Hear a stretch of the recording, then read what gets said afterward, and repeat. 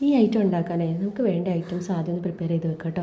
നമ്മളൊരു അരമുറി തേങ്ങ എടുത്തിട്ടുണ്ട്. അതിലേക്ക് ഒരു 4 ചെറിയുള്ളിയും ഒരു 1/4 ടീസ്പൂൺ വലിയ ജീരകം കൂടി ഇട്ടിട്ട് ഒന്ന് ജസ്റ്റ് ഒന്ന് ക്രഷ് ചെയ്തെടുക്കുകയാണ്. ഇനി നമ്മൾ പത്തിരിപ്പൊടി സാധാരണ കുഴയ്ക്കുമ്പോൾ കുഴച്ചിട്ട് അതിലേക്ക് ഇതൊന്ന് മിക്സ് ചെയ്തെടുക്കുകയാണ്. ഇനി നമുക്ക് വേണ്ടത് ഉള്ളിയും വലിയ ഉള്ളിയും അതുപോലെ പച്ചമുളകാണ്. അതൊന്ന് ചോപ്പ് ചെയ്തെടുത്തിട്ട് പിന്നെ നമ്മൾ ചിക്കൻ പൊരിക്കുന്ന മസാല ഇട്ടിട്ട് ചിക്കൻ പൊരിച്ചെടുക്കുകയാണ്.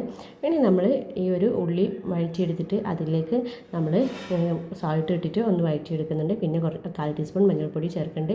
കറി ലീവ്സും അതുപോലെ കൊറിയാൻഡറും പിന്നെ നമ്മൾ ചോപ്പ് ചെയ്ത് വെച്ച് ചിക്കനും എല്ലാം കൂടിയിട്ടൊന്ന് മിക്സ് ചെയ്ത് വെക്കുകയാണ്. 1/4 ടീസ്പൂൺ പെപ്പർ പൗഡറും കൂടി ആഡ് ചെയ്തിട്ടുണ്ട്. ഇനി നമുക്ക് ഈ ഒരു മിക്സ് നമ്മൾ ഈ ഒരു പത്തിരിപ്പൊടീൻ്റെ മിക്സിലേക്കൊന്ന് നിറച്ച് കൊടുക്കാം. നല്ല ടേസ്റ്റി ആയിട്ടുള്ള കൽമാസാണ്. ലാസ്റ്റ് നമ്മൾ ഒരു 2 ടേബിൾ സ്പൂൺ ക്യാപ്സിക്കം കൂടി ചേർത്തിട്ടുണ്ട്. ഇനി ഇതിലൊന്ന് നിറച്ചെടുത്തിട്ട് നമ്മൾ ആവിയിൽ കുക്ക് ചെയ്തെടുക്കുകയാണ് ചെയ്യുന്നത്. അപ്പോൾ ഇതുപോലെ ഒന്ന് നമ്മൾ ഉന്നക്കായൊക്കെ ഉരുട്ടുന്ന പോലെ ഏത് ഷേപ്പിലും ആക്കാം. ഇതുപോലെ ഒന്ന് എടുത്തിട്ട് നമ്മളൊന്ന് ആവിയിൽ കുക്ക് ചെയ്തെടുത്തിട്ട് പിന്നെ നമ്മളിതൊന്ന് കുറച്ച് ഗരം മസാല പൗഡറും അതുപോലെ ആവശ്യത്തിനുള്ള എരിവിനുള്ള മുളക് പൊടി, മഞ്ഞൾപ്പൊടി, ഉപ്പും കൂടി ചേർത്തിട്ട് നമ്മളൊന്ന് എണ്ണ ജസ്റ്റ് ചൂടാക്കിയിട്ട് ഫ്ലെയിം ഓഫാക്കിയ ശേഷം മാത്രം അതിലേക്ക് ഇട്ടിട്ടൊന്ന് നമ്മളൊന്ന് മിക്സ് ചെയ്തെടുക്കുകയാണ് ചെയ്യുന്നത്.